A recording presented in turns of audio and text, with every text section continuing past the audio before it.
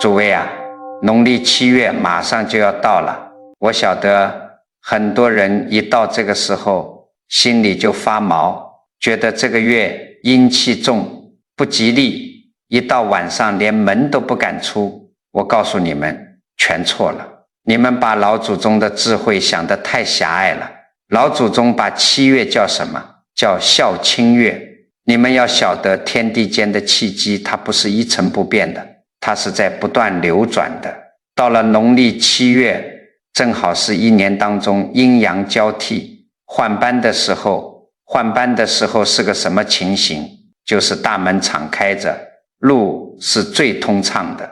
你们想想看，平常日子里，你想给走掉的爹妈先人们做点什么，隔着一层厚厚的屏障，就好像寄平信，你在这头着急，那边1个月都不一定能收到。但是到了这个月不隔了，这层纸捅破了，这就等于天地间的邮局在这个月集体加班，你寄什么过去，那边3天就收到了，最快最准。所以啊，这个月根本不是用来害怕的，老天爷留着29天给你，是给你办事用的，是给你还债积福用的。这是一年里头你念经做事最划算的一段时间。可是呢，很多人不懂这个道理。我常常看到很多老朋友手里拿着佛珠，一天到晚波拉波拉念了一辈子经，念了一辈子佛号，结果怎么样？家里还是不太平，儿女还是不顺当，自己心里也还是经常堵得慌。这到底是为什么？有人就来问我说，南师啊，是不是我念得不够虔诚？是不是我哪里拜错了？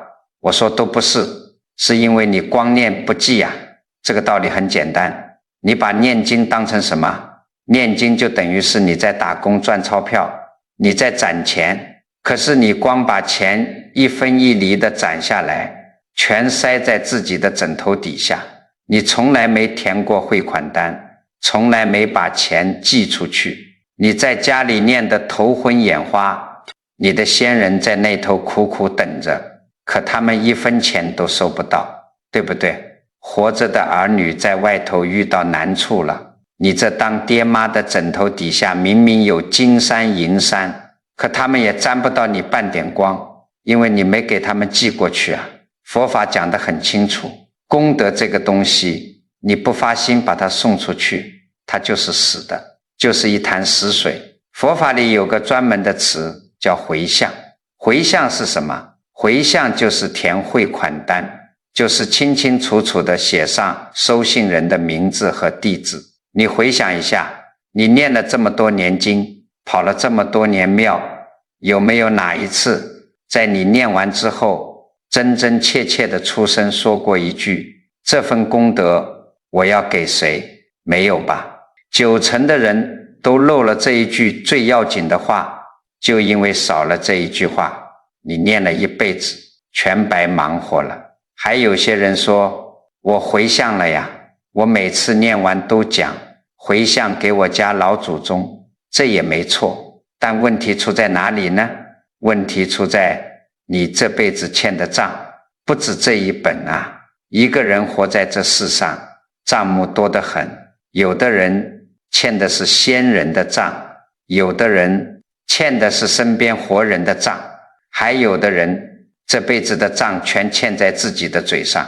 你家里如果有5个人正等着你还钱救命，你每次却只往其中1个人的地址寄，剩下的4个人是不是还在那儿眼巴巴地等着你？你那4个账本是不是年年空着？你光往一个地方寄，别的账你这辈子都还不清，那怎么知道自己到底该往哪里寄呢？怎么知道自己欠的是哪本账？老祖宗有大智慧，早就把12个属相按照人的脾气秉性配了5样东西。哪5样？不是什么玄乎的东西，就是你家里天天都能看见的5件物件：灶堂里的火，院子里的树，脚底下的地，厨房里的刀，水缸里的水。为什么要配这5样？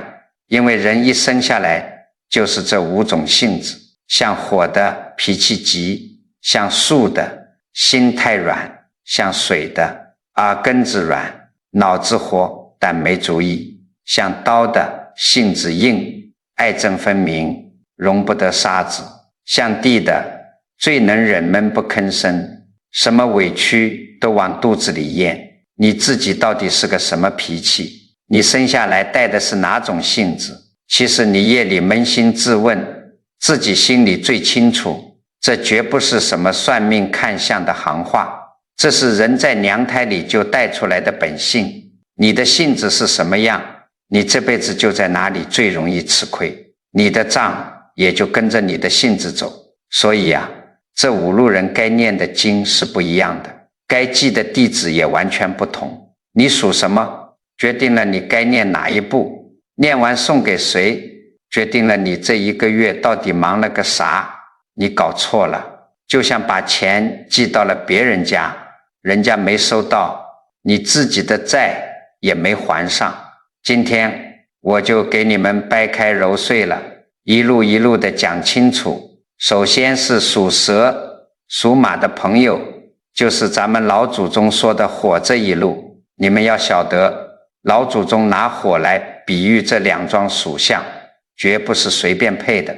你们回想一下，灶堂里的火是个什么脾气？火的本性就是往上窜，一遇风就烧得更旺。你越是拿个盖子去压它，那个火苗子就越是从边上的缝隙里往外冒，根本按不住。这一路的人最大的特点就是性子急，心里存不住事，脾气一上来，那句话直接从肚子里顶到嗓子眼，比脑子转的还要快半拍。很多人自己就是这种脾气，你们想想看，他们是不是坏人？绝不是，他们往往心底最善良，最没有城府，干活也最卖力。可就是这张嘴啊，太要命了，一生气，什么话难听就捡什么话说，像飞刀一样甩出去，等话一出口，自己心里其实就后悔了，甚至还会愣一下，心里直嘀咕，哎呀，我怎么说了这么重的话？可是晚了，话已经泼出去了，这就叫刀子嘴豆腐心。你以为你心是豆腐做的就行了吗？我告诉你们，佛法讲得很清楚，口业如山啊，你这辈子最大的亏全吃在这张嘴上。这个道理很简单，说狠话的人就像一阵火，烧过去就忘了。你发完脾气，转头该吃饭吃饭，该睡觉睡觉。可是听话的那个人呢，那句话就像一根烧红的铁钉子，死死地钉在了人家心里，你忘了，人家一辈子都忘不掉。这就叫结了怨，这笔账就悄悄记在了你的业力本上。这就是为什么很多火这一路的人经常觉得委屈，我这辈子没干过什么伤天害理的坏事啊，怎么总有人跟我过不去？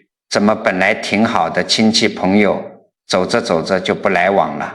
你当然不知道，因为你早就把你骂过人的话给忘了。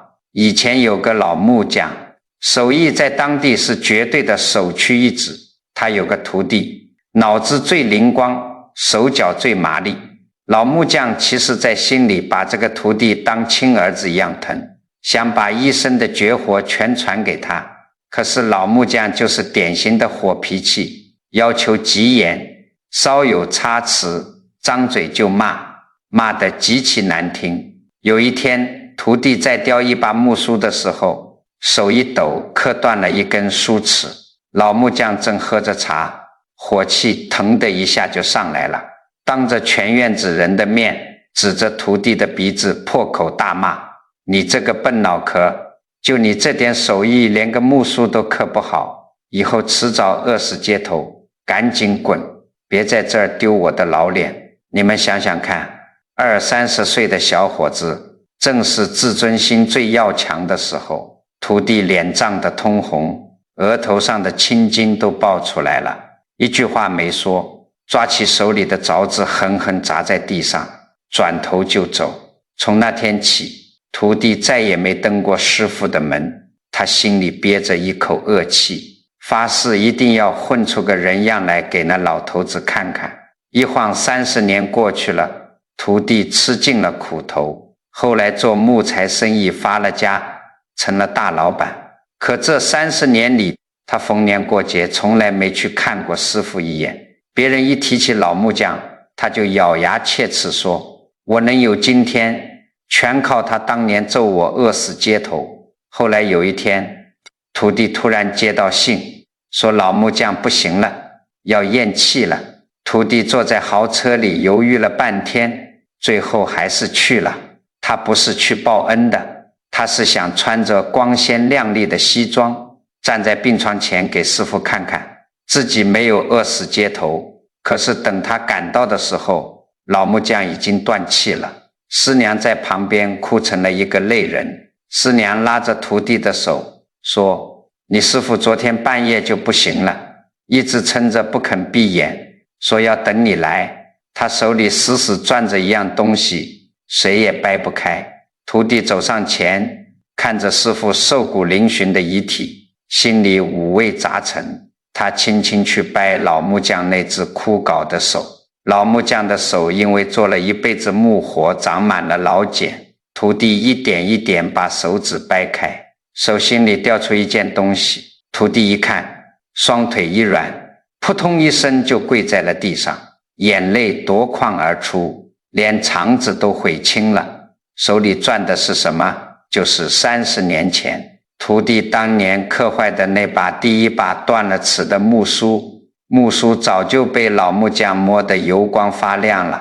师娘哭着说，你走这30年，你师父天天把你刻坏的这把木梳带在身上，他常常看着梳子叹气，说你天赋最高，他当年就是怕你骄傲，话没收住，伤了你的心啊。你们晓得吗？这就是火这一路的悲哀。老木匠心是菩萨心，嘴却是刀子嘴，就因为一句口不择言的狠话，毁了30年的师徒缘分。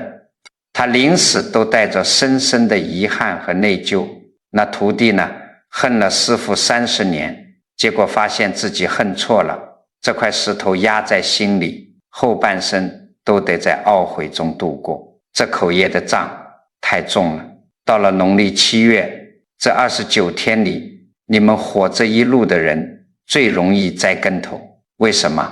我前面讲了，这个月天地间的气机在换班，阴阳交替，人身上的气场最薄，脾气最容易压不住，心里存的那些陈芝麻烂谷子的怨气最容易在这个月冒出来。平常你说句气话，过几天也就散了，可在这个月，你就是一块晒干的干柴，一点火星子就能引起满山大火。这个月你说出去的伤人话，当月就能让人跟你翻脸，当月就见分晓。这不是老天爷故意罚你，是这个月通道畅通，你说什么想什么落得又快又准。那怎么办？火这一路的人，这个月该念什么经？我告诉你们，不要念那些长篇大论的经文，你们性子急坐不住，你让他念一本长经，他头一天图个新鲜念了，第二天心烦气躁就丢到一边去了。老祖宗给你们开的药方极其简单，就4个字，一句佛号，阿弥陀佛，就这4个字，随时随地都能念，走路能念，切菜做饭能念，扫地能念。最关键的是什么？是你脾气上头，那句狠话已经到了嘴边，马上就要喷出来的那一瞬间，你硬生生的把它咽回去，把嘴巴闭上，在心里狂念阿弥陀佛阿弥陀佛。为什么要这么做？这个道理很简单，你嘴里含着一口水，你就骂不出人，对不对？你要把这4个字当成堵嘴的筛子，把嘴站住，等你念上10遍20遍这4个字，你再看看刚才那股往上冲的火气是不是就散掉一大半了？那句能把人伤透心的话是不是就说不出来了？这不是让你憋着生闷气，是用这4个字清凉的佛号去化解你肚子里那团火，这就是在消你的业。但是别忘了我们刚刚的核心规矩，光念不记等于白干。你念了佛号，把火压下去了，还得把功德寄出去，去还你这辈子欠下的口舌账。这笔账你要寄给谁？你要寄给你这一辈子被你那张嘴得罪过的所有人。你可能会说，我这辈子嘴快得罪过的人，连我自己都数不清了，有的人早都不联系了，有的人甚至都不在世了，我上哪儿找他们去？找不到不要紧，老祖宗有办法，你不需要去找具体某一个人，你只需要在每天念完佛号之后，自己一个人安安静静地坐着，出声说一句，这份念佛的功德送给我这辈子嘴上得罪过的人。这就相当于什么？相当于你在天地间设立了一个功德箱，你把攒下来的钱投进这个箱子里，你不知道这笔钱最后会送到谁的手里，但老天爷清楚，因果账本清楚。只要你诚心诚意地发出这个念头，你曾经用言语伤害过的人，哪怕他在千里之外，他的神识也会接收到这份善意，你们之间的恶缘就在无形之中一点一点解开了。火这一路是话说出去伤了别人，可是还有一路人性格正好反过来，他一辈子老实巴交，连一句重话硬话都没跟别人说过，别人有求必应，可是他这辈子吃的亏，受的苦，遭的埋怨反而比谁都多。属虎属兔的朋友，就是咱们老祖宗归在树这一路的人。你们要晓得树有个什么特点，树的脾气是往上长也往外头分支，可是你想过没有，它分出去的每一根枝蔓，每一片叶子，都是从它自己主干上抽出来的养分，它分得越多，自己身上的精液就被抽得越干。这一路的人正像这棵树一样，他们这辈子最大的特点就是心太软，见不得别人受苦，耳根子也软，别人一开口求他，他明明自己手头也紧，明明自己心里很为难，可那句不行就在嘴边，硬是张不开这个口，最后还是点点头应下来了。这一路的人不是有钱有闲才去帮人，他们常常是自己勒紧裤腰带去替别人扛事，替别人还债。可是这一路的人往往活得最憋屈，你身边肯定有这样的人，或者你自己就是你帮了人家10回掏心掏肺，后来有一次你实在帮不上了，或者没依着他的意思，好家伙，他立刻就翻脸了，到处说你的不是，你坐在家里直抹眼泪，想不通啊，我为这个家，为这些亲戚付出了这么多，怎么到头来不仅落不着一句好，反而养出了一群白眼狼。我告诉你们，佛法讲得很清楚，这就叫恩将仇报，但这个果报往往是你自己种下的因。为什么？因为这一路人有个最要命的毛病，一边帮人一边生怨气。你帮人家的时候，心里其实是不痛快的，觉得委屈，觉得凭什么都是我来扛。你嘴上不说，或者一边给钱一边数落人家2句，脸色很难看。你觉得这没什么，反正我钱给你了，事我帮你办了。可是你晓得吗？不是这么给的。你带着怨气去帮人，在别人眼里那就不叫恩了，那叫施舍，叫践踏。唐朝有个宰相叫王牙，这个人做官做得很大，家里积攒了金山银山，富得流油。王牙其实也不是个一毛不拔的铁公鸡，他乡下的那些穷亲戚落难的旧相识来投奔他，找他借钱，他也会给。可是王牙有个什么脾气呢？他给钱的时候，那个脸拉得比苦瓜还长，穷亲戚站在堂下，缩着脖子不敢吭声，王牙坐在上面，把几锭碎银子往地上一扔，当着下人的面指着亲戚的鼻子就开始骂：你们这帮穷鬼，自己不长进，天天就知道来打秋风，要不是靠着我，你们早就在街头讨饭饿死了，拿了钱赶紧滚，别在这儿弄脏了我的地界。穷亲戚为了活命，只能红着脸低着头，弯腰把地上的银子捡起来，连滚带爬地走。王牙心里还觉得挺有成就感，心想我可是大发善心救了你们全家的命。结果呢，后来朝廷里出了大变故，历史上叫甘露之变，王牙牵扯在里头，瞬间倒了台，丢了官。消息一传出来，京城里全乱了。仇家带着人举着火把去抄王牙的家，王牙躲在暗处扒着门缝往外看，这一看心凉了半截。你猜带头冲进他家，砸他家大门，抢他家金银财宝，骂得最凶的人是谁？根本不是他的政敌，恰恰就是平时那些受过他接济拿过他银子的亲戚。为什么会这样？有个亲戚一边往麻袋里装金子，一边往地上啐了一口唾沫，骂道：你王牙也有今天，我们当年是拿了你的钱，可我们拿的连一条狗都不如啊！你当年骂我们的那些狠话，今天我们要连本带利的讨回来。你们想想看，这个故事听得人后背发凉。王牙花了钱出了力，最后不但没结下善缘，反而结下了血海深仇。这就是咱们常说的，一边往缸里挑水，一边在缸底戳个洞。你帮人积累的那点福报，全被你施恩时那副难看的嘴脸，那股化不开的怨气给漏光了。树这一路的人吃的往往就是这个暗亏。你帮了兄弟姐妹，帮了儿女，帮了亲戚，可你总爱把要不是我当初帮你，你看看我为你付出了多少挂在脸上，埋在心里，那口气存下来就是怨。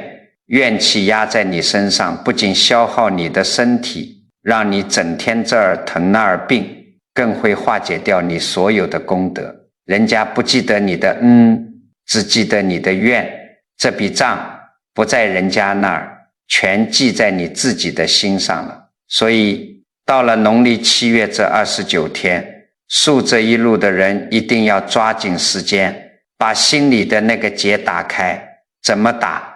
老祖宗给你们挑的经叫大悲咒，你们要晓得为什么是大悲咒，因为这是观世音菩萨的咒。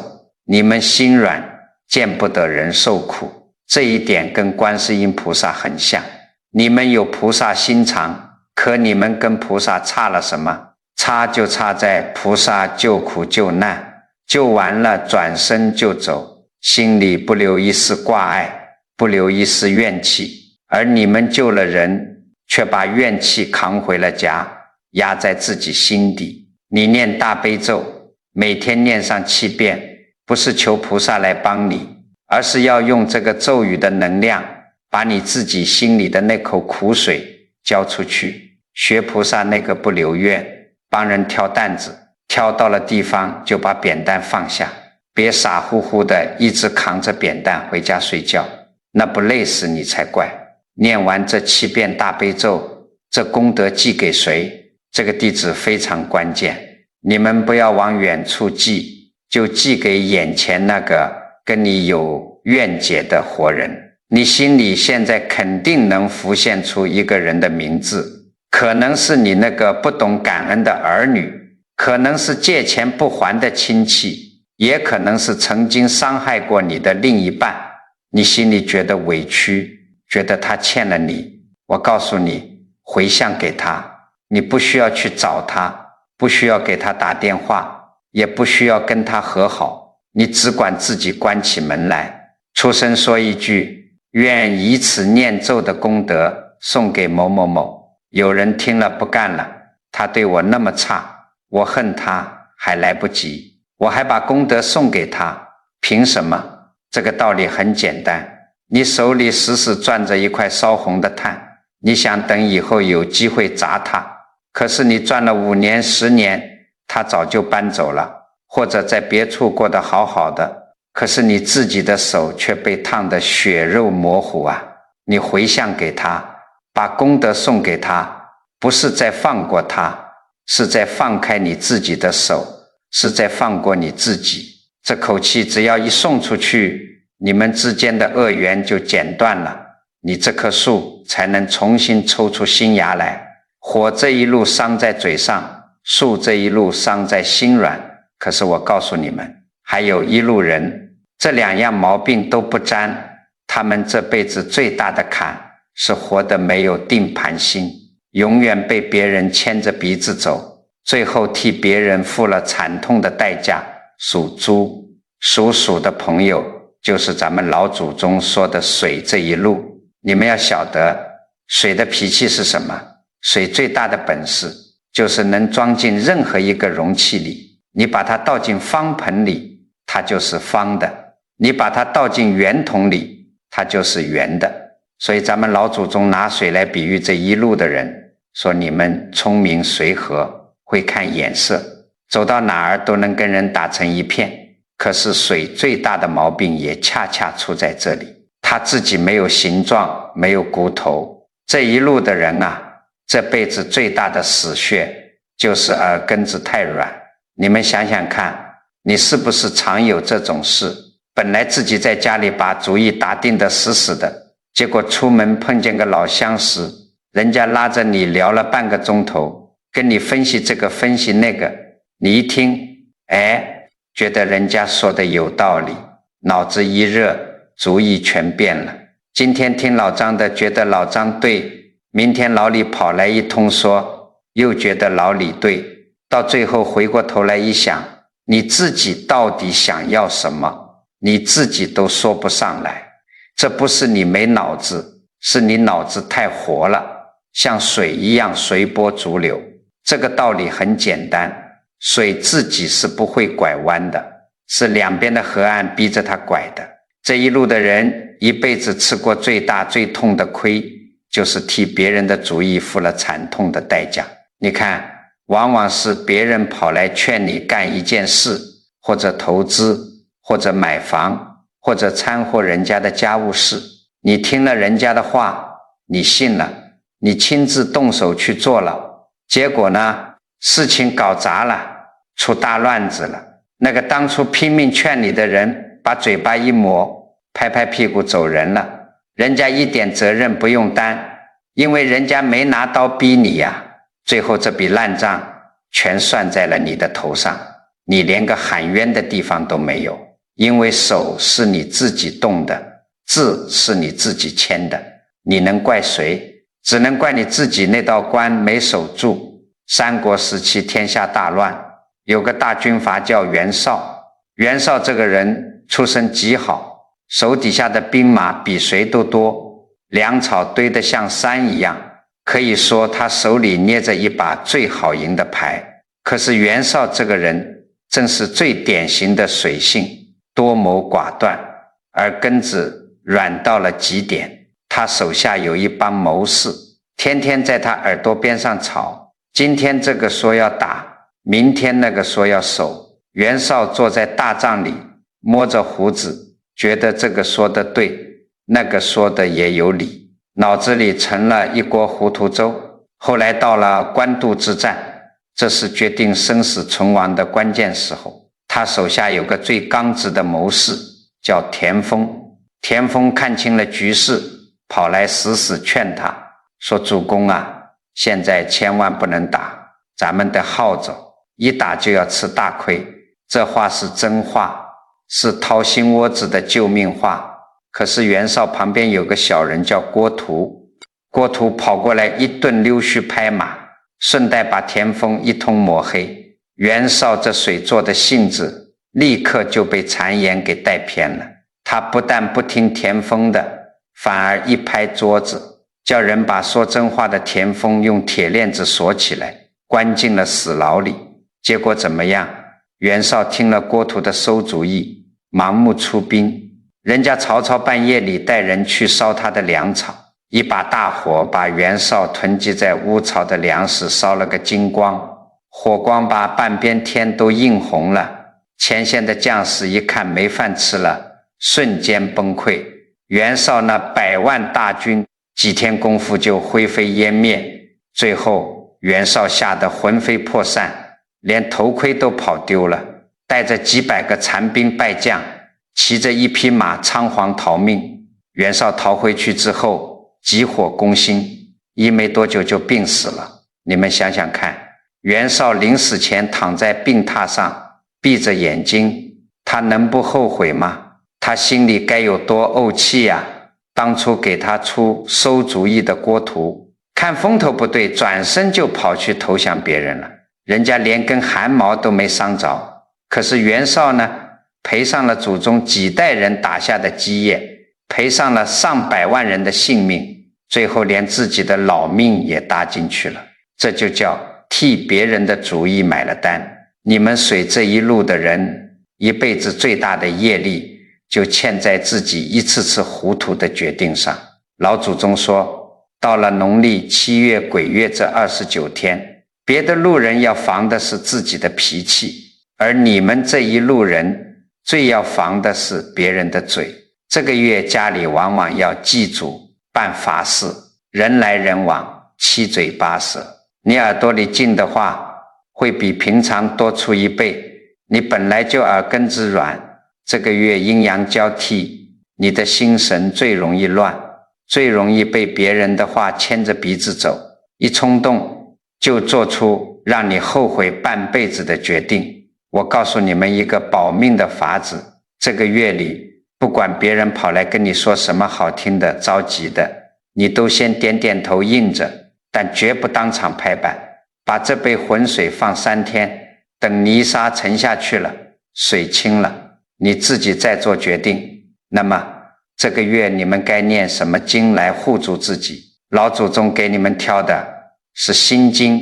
心经不长，只有短短的260个字，你只要念熟了，2分钟就能念完1遍，每天念上3遍。为什么要给你们挑心经？佛法讲得很清楚，心经从头到尾就在讲一件事，外头的东西不管多好看多吓人，说得多么天花乱坠，全都是靠不住的，唯独你自己心里头那个不动的清清静静的地方才靠得住。心经里有句话叫心无挂碍，无有恐怖，说的就是这个定力。你们水这一路缺的就是心里的一杆秤，你把心经念进心里，就等于在自己心里立起了一块1000斤重的定盘心。别人报的斤两你可以听，但秤砣必须捏在你自己的手里。念完这3遍心经，这功德寄给谁？这是咱们老祖宗五路分法里头唯一一个不要往外寄的地址。你不要去找某一个人，也不要寄给列祖列宗，你要一个人老老实实的坐着，出声说一句，愿以此功德回向给我自己这一生的业障。你们要晓得，这句话不是在骂你自己，更不是让你去自责，这是在认账。因为你的账不欠在别人身上，全欠在你过去那一次又一次因为耳根子软而犯下的糊涂上。你把功德回向给自己，意思就是向天地表个态，老天爷啊，从前我糊涂没主见，惹下了一身债，现在我认了，从今往后我要把这本旧账合上，翻开新的一页，我自己的事我自己做主。只要你这个念头一动，你身上的那股浊气就散了，谁也牵不走你了。水这一路是耳根子软，替人背锅，可是还有一路人性格简直跟水是2个极端，他这辈子谁的话都听不进去，骨头最硬，义气最重，可他心里有一口怨气，像一块烧红的烙铁，在心里压了几十年，哪怕把自己的5脏6腑都烫穿了，他也咬着牙怎么都不肯咽下去，不肯撒手。这又是哪一路人呢？属猴属鸡的朋友，就是咱们老祖宗归在刀这一路的人，你们要晓得刀是个什么脾气。刀最大的特点就是干脆利落，一刀两断。老祖宗拿刀来比喻这一路的人是非常精准的。你们去看看身边属猴、属鸡的人，他们往往最讲义气，做事最麻利，说话算数。朋友真遇到难处了，他们能第一个冲上去掏心掏肺。可是这一路人身上有一根谁也碰不得的逆鳞，一旦他认定你骗了他，或者你做了一件对不起他的事，好，他绝对不会跟你吵闹纠缠，他直接手起刀落，把跟你的情分砍得干干净净，几十年都不回头，中间连一点余地都没有。这就是咱们常说的爱憎分明，眼里揉不得沙子。这本来是性格里的硬骨头，不是坏事。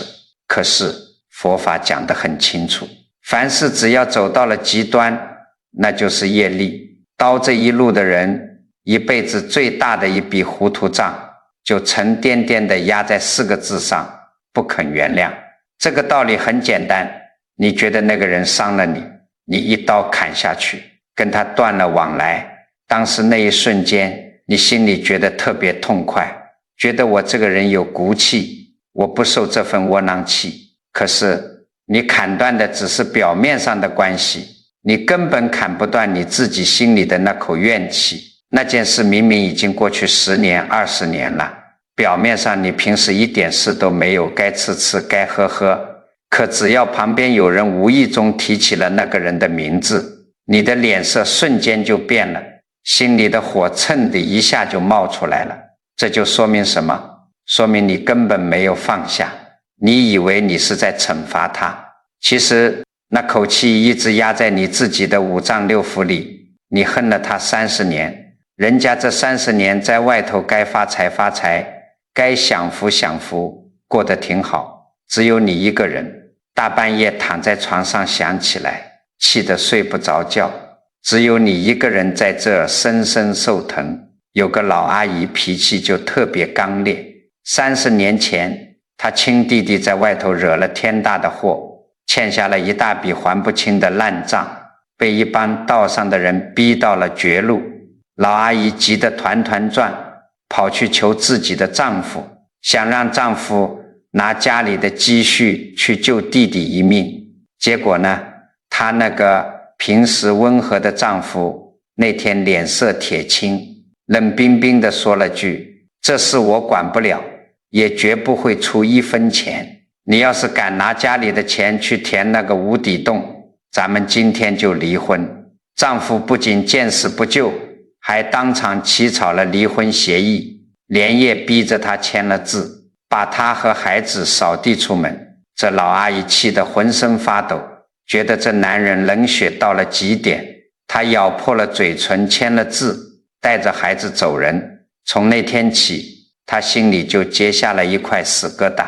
这30年里，她一个人吃尽了苦头，把孩子拉扯大，老死不跟前夫来往，亲戚朋友谁也不敢在她面前提前夫的名字，一提她就摔碗砸锅，恨得咬牙切齿。转眼30年过去了，老阿姨老了，查出了重病，马上要动大手术，可是家里掏不出那么多钱。她正躺在病床上绝望的时候，病房门被推开了，走进来一个互不相识的中年男人。那男人眼眶通红，走到床前，把一个沉甸甸的旧布包放在床头柜上，拉链一拉开，里头全是捆得整整齐齐的钞票。老阿姨愣住了，问这是谁给的？男人叹了口气说：大姐，这是你前夫一辈子攒下的，他上个礼拜刚走，走之前千叮咛万嘱咐，让我一定要把这笔救命钱交到你手上。老阿姨一听，冷笑一声，把脸转过去说：我嫌他的钱账，让他拿走，我不稀罕他的假慈悲。男人急了，眼泪直接掉了下来。大姐啊，你糊涂了半辈子啊！30年前你弟弟惹的那帮人根本不是要钱，是要命啊！你前夫心里明镜似的，他要是帮你出了钱，沾上了那帮人，不仅钱打水漂，你们母子俩也会被那帮黑手给活活拖死。他逼着你离婚，是为了从法律上彻底切断你和那笔烂账的关系。这30年，他一个人在暗处偷偷替你弟弟还债，替你挡了多少刀枪。他连个安稳觉都没睡过，住在漏雨的破屋子里，硬是抠出这笔钱留给你养老保命。他宁愿让你恨他一辈子，也不愿让你受半点牵连啊。老阿姨听完这番话，只觉得脑子里嗡的一声巨响，冷汗顺着脊背往下淌。她颤抖着双手，摸着布包里那些带着旧味道的钞票，突然爆发出撕心裂肺的哭声。你们想想看，这就是刀这一路的悲剧。你以为你什么都看透了，你自以为是地恨了别人一辈子，可是你手里攥着那块烧红的炭，你想去砸那个你恨的人，结果人家一直在暗中保护你。而你这几十年，除了把自己的手烫伤，除了把自己折磨得一身是病，你得到了什么？我告诉你们，到了农历7月，这口不肯原谅的怨气是一年里最沉最毒的。因为这个月气场通透，人最容易想起陈年旧事，最容易翻旧账。别的路人这个月都在借机积福，而你们这一路人在这个月最容易半夜睡不着觉，在心里把几十年前的仇人拖出来反复凌迟，越想越气。这股恶念在这个月要是化不开，不仅伤你的寿命，还会变成恶业，跟着你走完下辈子。那你们刀这一路，这个月该念什么？老祖宗给你们开的药方不是什么掌经，是《金刚经》里最后的4句遗子。哪4句？一共就20个字。一切有为法，如梦幻泡影，如露亦如电，应作如是观。你们要晓得为什么是这4句，因为你们这一路人骨头硬，别人苦口婆心地劝你放下吧，看开点，你根本听不进去，你还会觉得别人站着说话不腰疼。但是《金刚经》不劝你，佛法是给你讲最透彻的道理，你们这一路人就吃讲道理这一套。这20个字是什么意思？就是告诉你，你脑子里死死计较的那件事，那个人其实早就没有了。30年前的那场恩怨，就像早晨草叶上的一滴露水，就像天边打过的一道闪电，太阳一出来就蒸发了，风一吹就散了。你现在恨的根本不是当年那个人，当年那个人早就变了，你其实是把你自己的心变成了一座死牢，把你记忆里那个虚假的影子关在里头，每天拿鞭子抽它，同时也在抽你自己。道理讲通了，你就该明白了，你不是在跟别人较劲，你是在跟自己造出来的幻影较劲啊。每天把这4句人子念上21遍，念完之后呢，这功德寄给谁？这个弟子是5路里最难写的一个，你必须要出声说，愿以此功德回向给某某某。这个某某某就是你这辈子一直咬牙切齿最不肯原谅的那个人。有的人一听连连摆手，说这绝对不可能，打死我也念不出他的名字。我告诉你们，最开始念的时候，你确实会觉得说不出口，你的嗓子眼会哽住，心口会疼。那个哽住的那一下，就是你心里的那本恶障在松动。你不需要去找他，也不需要告诉任何人，更不需要去跟他握手言和，你就一个人坐着，出声念他的名字，把功德送给他。你坚持念上3天5天，等到哪一天你再念出这个名字的时候，你的心口突然不哽了，你的气顺了，那这笔压了你半辈子的烂账就算是彻底一笔勾销了。你松开了一直死死攥着炭火的手，你迎来的才是真正的清净。讲到这里，树、火、水、刀这四路我们都讲透了，可是最后还剩下4个属相。这4个属相就是属龙、属狗、属牛、属羊的朋友，老祖宗把他们全归在了地这一路。你们要晓得为什么5路里头唯独的这一路占了4个属相，比别的路多出整整1倍。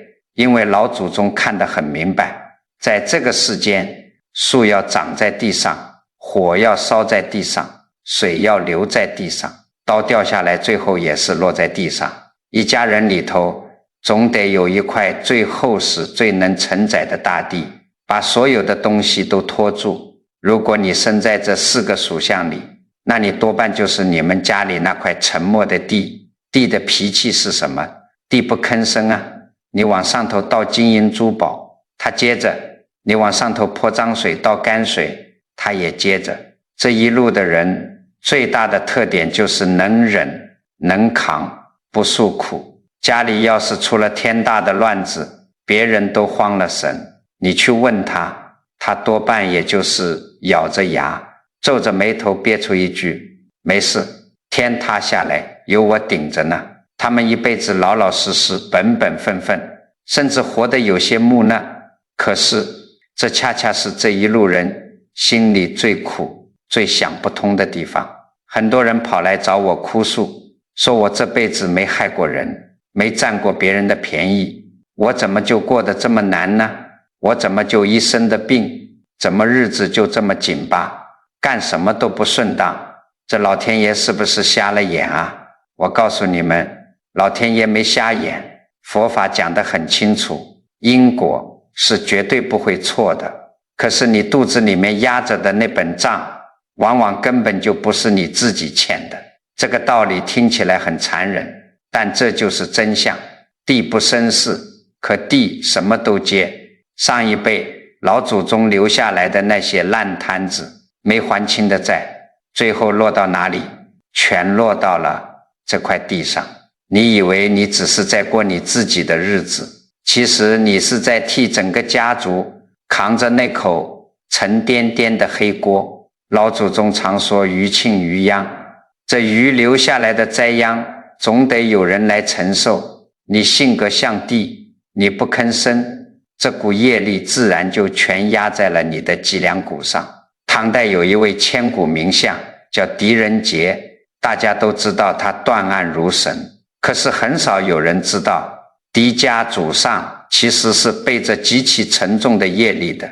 当年天下大乱，兵荒马乱的时候，狄家的先人曾经带兵，在一场战乱中错杀了不少无辜的老百姓，这是极其惨重的杀业啊！有这种烂账在，这个家族的运气本来是绝对起不来的，后代子孙多半要遭逢横祸或者非死即残。可是狄家出了一个女人，就是狄仁杰的亲姑姑。这位姑姑是个什么样的人呢？她就是一个彻彻底底的地，她知道了家族祖上造下的那些业，她没有抱怨自己投错了胎，也没有赶紧嫁出去躲清净，她做了一个极其惊人的决定，终身不嫁。她住在一个四处漏风的破院子里，常年穿着打满补丁的粗布衣服，一日三餐只吃最简单的素食。她每天就是跪在佛像前，手里掐着念珠，没日没夜的念经。因为常年跪着，她的膝盖骨都变形了，因为营养不良，她一身是病，常常咳得喘不过气来。旁边的亲戚邻居都笑话她，觉得这个老姑娘真是命苦，脑子还不灵光，活得连个叫花子都不如。可是她根本不在乎别人怎么看，她夜里点着一盏如豆的孤灯，对着天地发下了大愿：狄家祖上欠下的那些命债血债，我一个弱女子今天全认了。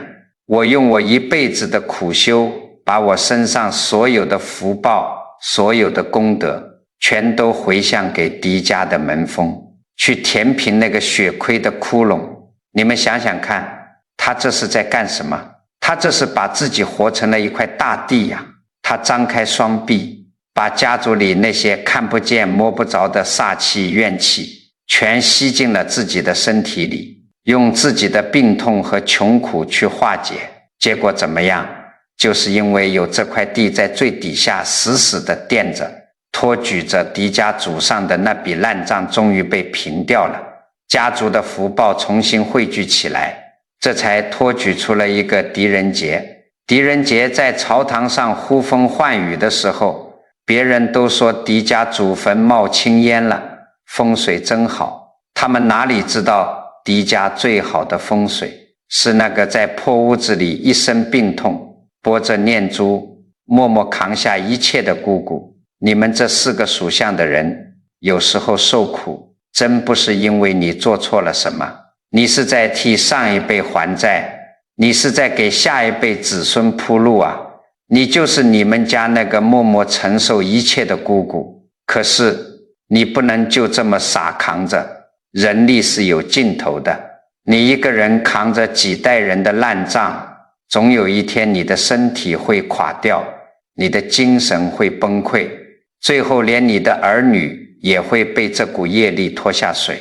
到了农历7月，这通道大开的29天，是你们这一路人翻身救命的绝佳时机。你们这个月必须要念一部经，哪一部？老祖宗给你们挑得准准的。地藏经，你们要晓得为什么是地藏经。你看这部经的名字里头就明晃晃地带着一个地字。什么叫地藏？佛经里解释的明明白白，安忍不动，有如大地；静虑深密，犹如密藏。这句话说的不就是你们这些像大地一样，把什么委屈、什么磨难都藏在肚子里的人吗？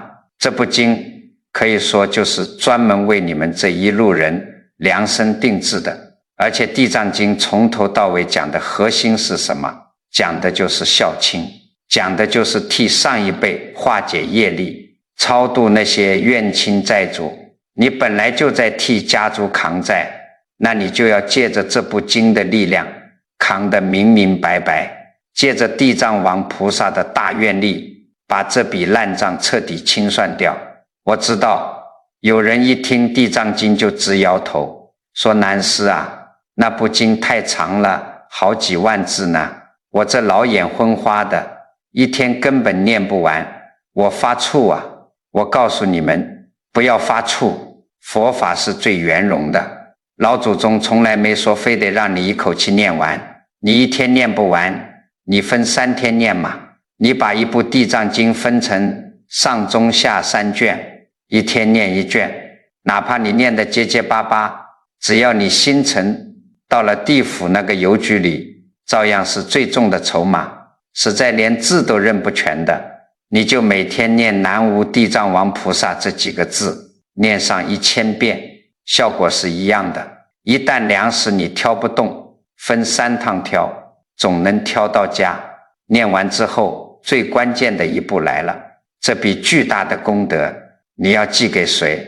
你们的地址是5路里头最宽广的一个，你们欠的不仅仅是某一个人的，而是牵扯到上一辈、上上一辈。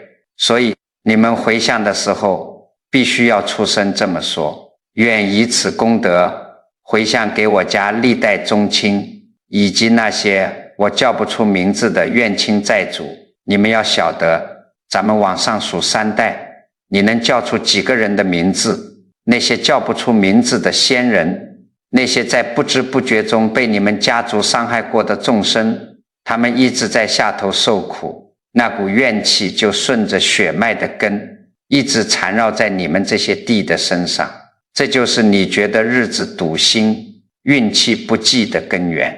现在你借着7月这股最通畅的天地气机，念了地藏经，把这笔功德打包好，写上历代宗亲和无名债主的名字，投进邮筒里。这就好比你在大江的下游守了一辈子苦水，现在终于挑起一担甘泉，送回了上游，上游的水清了，你在下游的日子自然就顺畅了，你儿女将来的路也就平坦了。讲到这里，老祖宗分出来的这5路，我们已经全部拆解得清清楚楚了。你属什么，是什么脾气，该念哪一步，该寄给谁，账本全给你们理顺了。可是你们要晓得，光知道自己是哪一路，该念哪一部经，这还远远不够老祖宗留下来的规矩，里头有极其精密的门道。你要是不知道每天什么时候念最管用，不知道回向的那句话到底该怎么张这个嘴，甚至踩了几个白念了的大坑，那我告诉你，你前面下的那些功夫全都是竹篮打水一场空。接下来我就把最要紧的几个做法一步一步交代给你们，你们哪怕拿个本子记下来，或者脑子里死死记住，也绝不能弄错。第一步，咱们先得踏踏实实的对上号，属蛇属马的是火这一路，性子急，你们不用念长经，就老老实实念阿弥陀佛4个字。属虎属兔的是树这一路，心太软，容易留怨气，你们去念大悲咒。属猪属鼠的是水这一路，耳根子软没主见，你们去念心经。属猴属鸡的是刀这一路，脾气硬不肯原谅，你们去念金刚经最后那4句等子。属龙属狗属牛属羊的是地这一路，替家族背着业，你们必须去念地藏经。这个道理很简单，你欠的账在哪里，你就要拿对那把钥匙去开那把锁。你念错了，不是说这经不好，而是你使不上劲，不对症下药。第二步，每天念几遍，什么时候念？很多人觉得念经嘛，越多越好。我告诉你们，凡夫俗子最怕的就是3分钟热度。你让他念，他头一天猛念30遍，第二天觉得太累了，心烦气躁，直接把经书往抽屉里一扔，再也不碰了。这有什么用？所以遍数一定要少，要固定下来。念佛号的不记遍数，平时随时念，尤其是脾气一上来想骂人的时候，赶紧念，把嘴站住。念大悲咒的每天7遍，念心经的每天3遍，念金刚经的4句滴子的每天念21遍，念地藏经的经文长，你分3天念完1部，这个月你只要能念完1到3部，就功德无量了。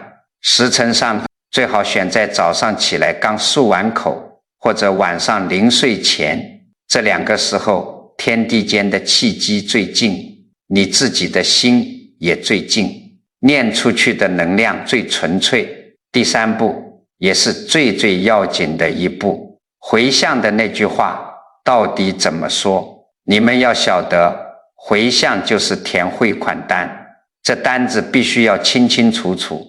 你念完经之后，一定要自己安安静静地坐着，必须出声，原原本本地说出这句话：愿以此功德回向给某某某。这个某某某就是咱们前面讲的弟子火这一路，说回向给我嘴上得罪过的人；树这一路，说回向给眼前跟你有怨结的某某某；水这一路，说回向给我自己这一生的业障；刀这一路，回向给你一直不肯原谅的那个人；地这一路，回向给我历代先人和叫不出名字的债主。最后再加上一句：愿他们离苦得乐。我再三强调，必须要出声，你在心里默默想一下，那绝对不算数。这就像你把信写好了，装在信封里，却一直捏在手里没投进邮筒，你出声的那一下，就是真真切切的把信投进了天地间的邮筒里，那边才能收得到。第4步，一定要避开3种白念了的念法。第一种咱们说过了，就是只念不回向，把钱全攒在枕头底下成了死水。第二种，很多人爱犯这个毛病，跑到庙里听师父们说要发大愿回来，一念完经就大手一挥说回向给所有众生。我告诉你，你千万别这么干。这个道理很简单，你这点功德就好比100块钱，你把它寄给全天下，那地址上写着全世界收邮递员往哪儿投，最后全散在风里了，谁也收不到。咱们普通人先把自己眼前具体的债主、具体的坎给平了，要落到一个具体的人、一件具体的事上。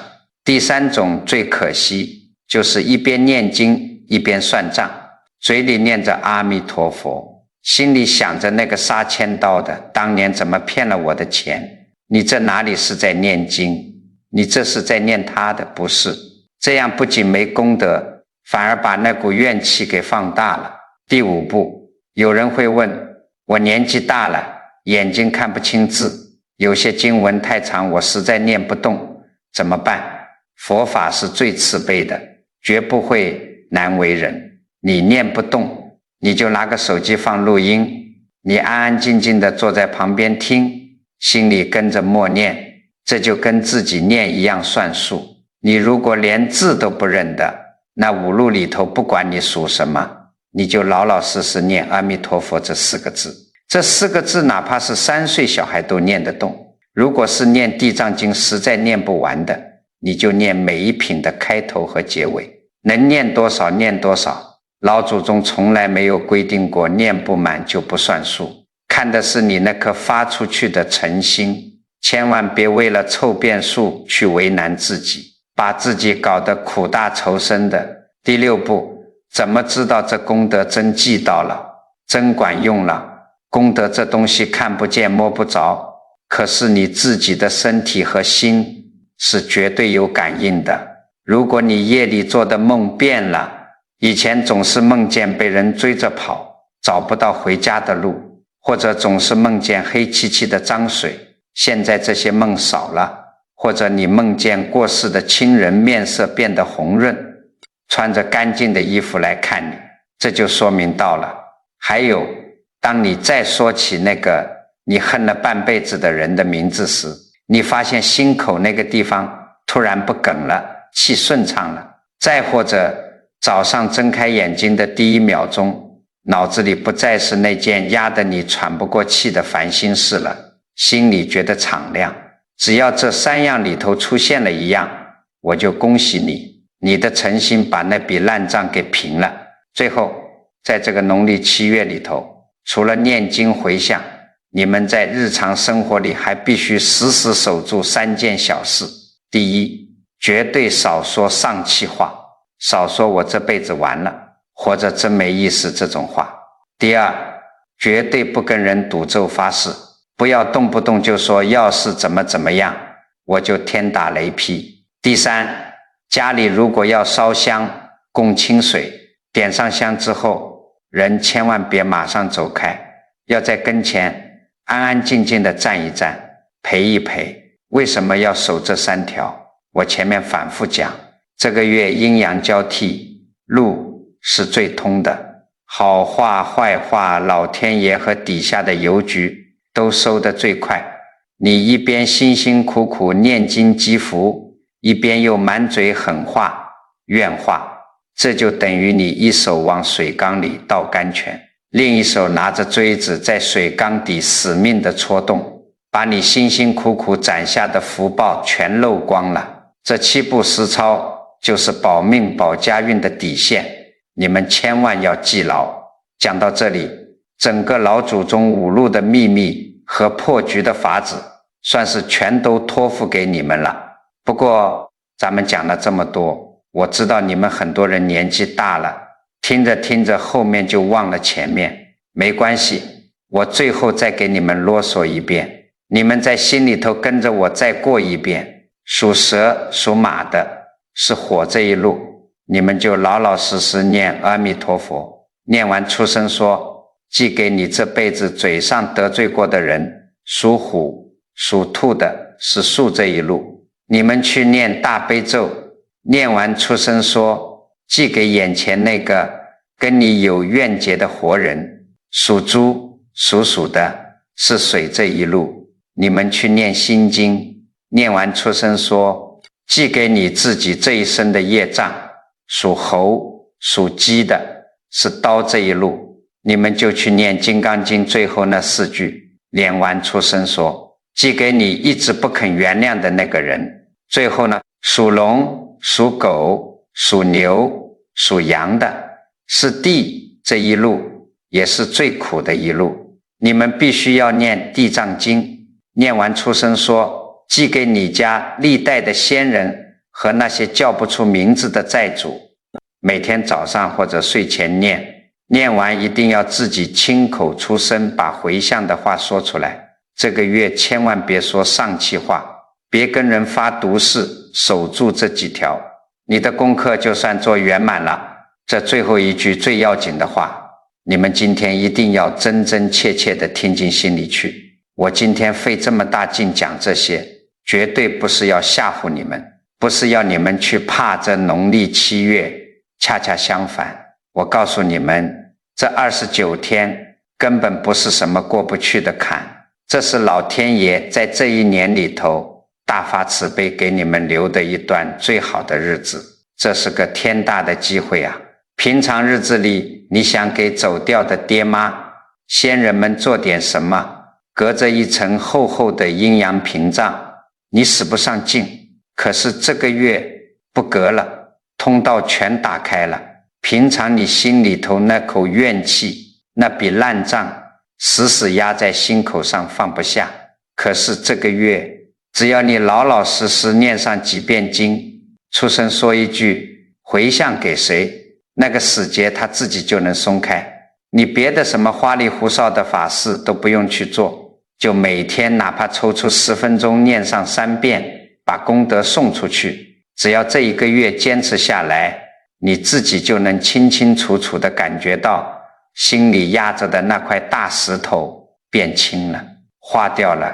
这个福报根本不用苦苦等到下辈子，你在这个月，在当下就能实实在在地感受到身体和心境的变化。你们要晓得，老祖宗常说，世间最好的风水根本不是你家大门朝哪边开，也不是你把床摆在哪个方位，最好的风水就是人心。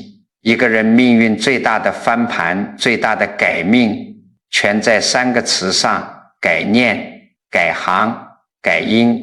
你的念头一变，你的行为就跟着变，你种下的因变了，将来的果自然就彻底转过来了。所以你看完了今天讲的这些，千万不要光顾着自己一个人明白。你想想看，你把这段话转给你家里那个脾气像牛一样倔、属龙属牛的老伴看一看，转给你那个跟亲生儿子几十年都不说话，硬撑着一口气的老哥哥看一看。你不要去跟他们吵，你就把这个发给他们。也许就是因为你今天这一个小小的动作，一句不经意的提醒，就让人家突然顿悟了，让人家心里那块背了大半辈子的石头终于落了地。这个道理很简单，你让别人少造了一场口业，少生了一股怨气，解开了一个死结，这就是你在暗中真真切切的积大福报啊！而且这种福报是没人知道的阴德，功德无量，最后全都会回馈到你自己和你子孙的身上。